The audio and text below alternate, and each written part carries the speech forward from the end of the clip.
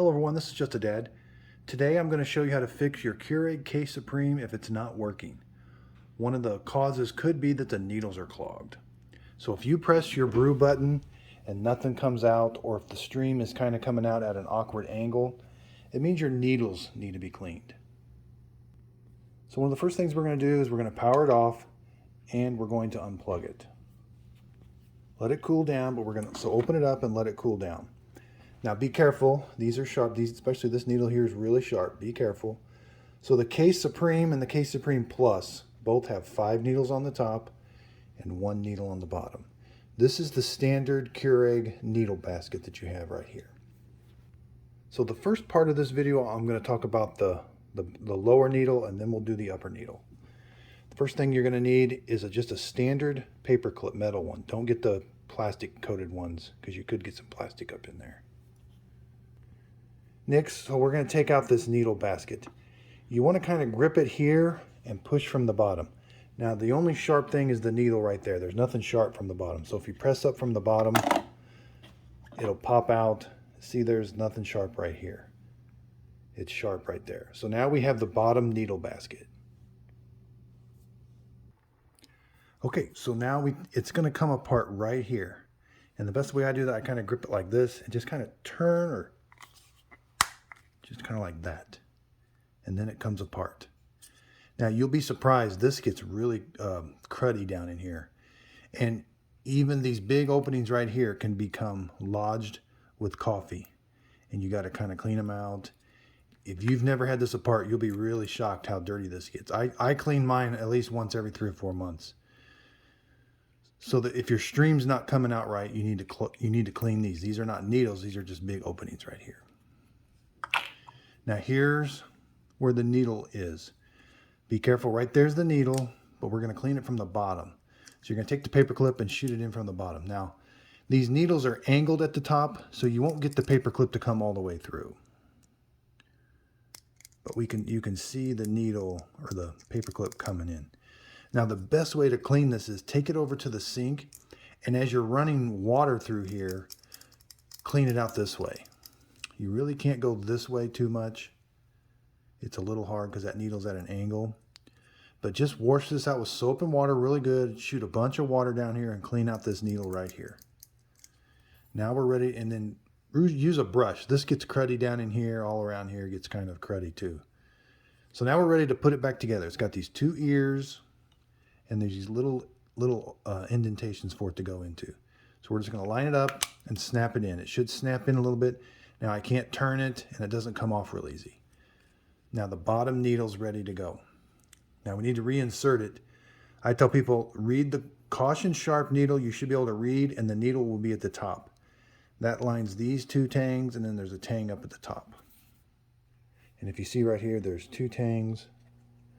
So we're going to line up the caution sharp needles, and you should just press it down. Now make sure it's nice and flush. So when you close the handle, you don't force it. You can break these machines if this is not installed correctly. So make sure it's nice and flush and you don't force the handle. So now let's do the top needle. Again, you're going to have to be careful. So this has 5 needles. These side needles, there's not an opening here. It's on the side. So if you look on the side, there's a hole that goes from one hole to the next. That's how you're going to clean it out. You can try to go up into it a little bit. You can't really go up in it too much. So each one of these holes is side to side like that.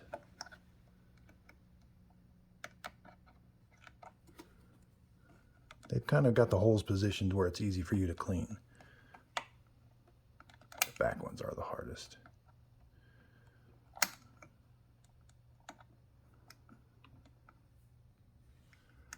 Sometimes you got to bend your paper clip just a little bit. There you go. Okay, we've got the 4 outside needles clean. Now we got to do this inner needle. Now you want to be really careful because we're going to go sideways first. It's got 3 openings, and you're going to go from each opening to each opening. So there's the sideways, there's the sideways, and then in the back. From the side to the back. Now be careful. This is kind of like a ceramic or plastic needle, so you could break this. These are metal. Now the next thing we need to do is go up. Now you want to be careful. There's a rubber hose on the back side of this needle that connects to it. So you don't want to go jamming this up really, really hard. You could poke a hole in that plastic tube. You're just going to want to kind of poke it in there, run it around a little bit through each hole, kind of give it a different angle, kind of just go up till it stops, run it around, run it around. Now here's what we need to do next. We've got the needles cleaned. There still may be some junk up in there. So let's do a freshwater rinse. Make sure your needle basket's in, close this down. We're going to turn it back on. I plugged it in. Just do an 8-ounce freshwater rinse. No K-cup in there. You might have to do this several times. You might have to clean the needles, do a freshwater rinse. That's going to shoot hot water through those needles. So if you've dislodged anything, it's going to help it come out. Here's what your stream should look like. Nice and steady, nice and straight. It shouldn't be coming out to the side or anything.